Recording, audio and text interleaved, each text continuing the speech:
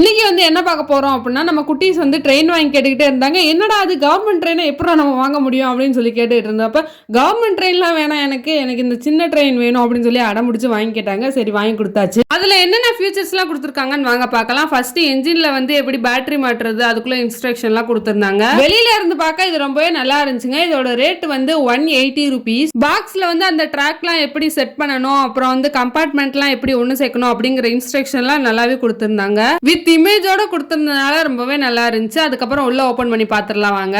Open பண்ணோடனே பாருங்க, track கொடுத்திருக்காங்க, இன்ஜின் கொடுத்திருக்காங்க, அப்புறம் வந்து 2 கம்பார்ட்மெண்ட் இருக்கு. இன்ஜின் மேல உள்ள இந்த ஸ்க்ரூவை கழட்டி தான் உள்ள வந்து பேட்டரி போடணும். ட்ரெயின் போகணும்னா ட்ராக் செட் பண்ணி தானே ஆகணும். அதனால கொஞ்சம் செட் பண்ணிக்கிட்டு இருந்தோம். அந்த ட்ராக் அப்படியே ரவுண்ட் ஷேப்ல வரும். எனக்கு இதை பார்க்கும்போது சைல்ட்ஹுட் மெமரிஸ்லாம் வந்து போகுது. 2 கம்பார்ட்மெண்ட்டையும் இப்படிதான் ஒன்று சேர்ற மாதிரி வச்சிருக்காங்க.